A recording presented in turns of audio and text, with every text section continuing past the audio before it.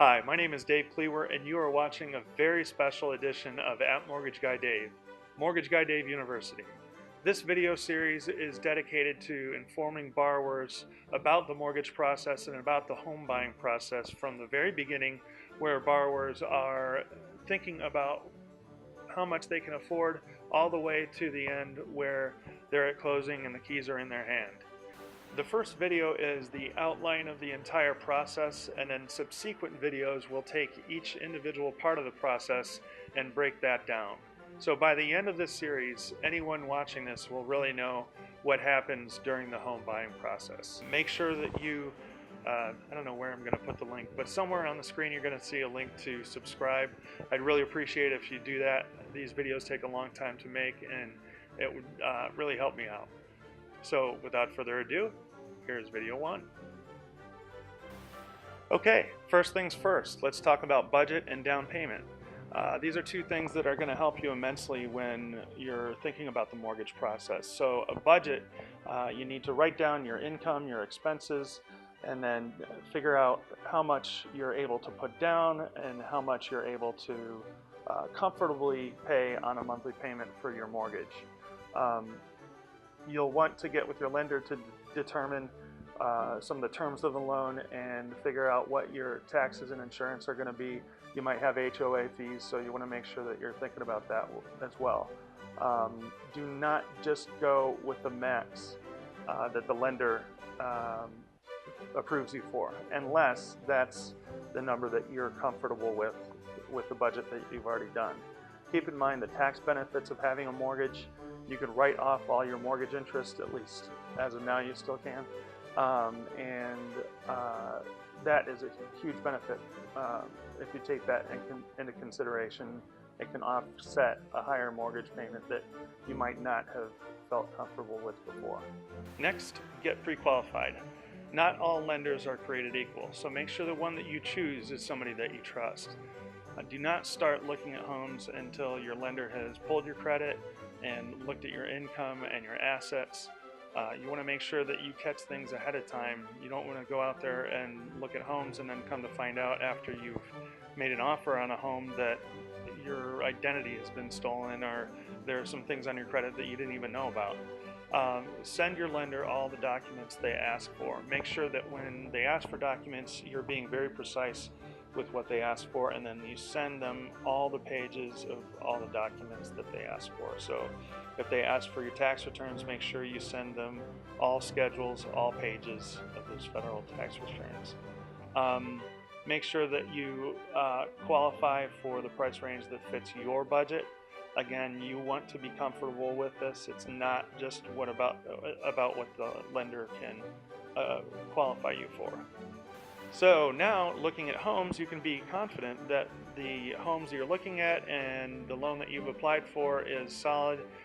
This helps in a couple different ways, because the realtor that you have will have your pre-qualification letter as you're looking, and when you find something that you're interested in, you'll be able to make an offer immediately without having to wait who knows how long for the lender to generate the pre-qualification letter for you. Next, have your lender refer you to a realtor, shop for a home, and make an offer. Not all realtors are created equal. I can't stress that enough. Your lender is going to know what realtors out there know what they're doing and what realtors out there don't know what they're doing. And it doesn't matter what market they're in. All they need to do is have a phone conversation with them, and any good lender is going to know within 5 minutes of talking to somebody if that realtor knows their area, and if that realtor is really going to work for the client, you, to get you the best deal out there. Oftentimes, if the lender knows the realtor, they will have worked with them before, and they know, they get a better idea of how to keep you from hitting the pitfalls along the way. That realtor-lender relationship is very important. So next, after the realtor has made an offer with you and the seller has accepted your offer, the lender is going to generate loan disclosures. Loan disclosures are documents that outline the terms of the loan, disclosures informing you about mortgages and about this specific mortgage, and then documents that gives the lender permission to talk to third parties on your behalf. It just makes things go smoother for you. The documents also include letters of explanation for, say, address variations or name variations that came up on your credit report, derogatory credit, or public records that showed up in there as well, like a bankruptcy or a judgment or something like that. And then at this point also, you'll want to, with the lender's advice, determine whether or not to lock the interest rate. And that can vary a lot when you are purchasing a home that is to be built. The home hasn't been built yet, it's a new home. You might be looking at new construction. So there are different things to look at there, and I'll cover that in another video. Next is processing and underwriting. These are similar phases of the loan process, but one is a bit more strict than the other. The underwriter is going to go through the file with the fine-tooth comb, where the processor is really just making sure that all the loan documents are in the file for the underwriter. The processor will order verification of employment, flood certification, the appraisal, title, etc. Then the underwriter will evaluate the property and the borrower to make sure that they adhere to the guidelines for the loan that the borrower has applied for. The loan is then approved, conditional upon more items being requested from the underwriter. If the underwriter sees something that's out of line, or if there's a red flag, oftentimes the underwriter will ask for more documents to explain what was going on with that part of the file. The loan conditions are collected. We'll ask for more documentation from you to clear those conditions, and then we'll send that back to underwriting, and we will get it clear to close. Next up, we have the appraisal. The appraiser looks at the county records and MLS, that's multiple listing service, to see what homes are similar and near to the subject that have sold recently. The appraiser inspects the home, takes pictures, takes measurements, and takes pictures of the exteriors of the comparable homes that they found online. Then the appraiser draws up an appraisal displaying a description of the property and comparable homes. Adjustments are made for dissimilar features, and then they give an estimated value of the home. So when the processor gets the file, they order title.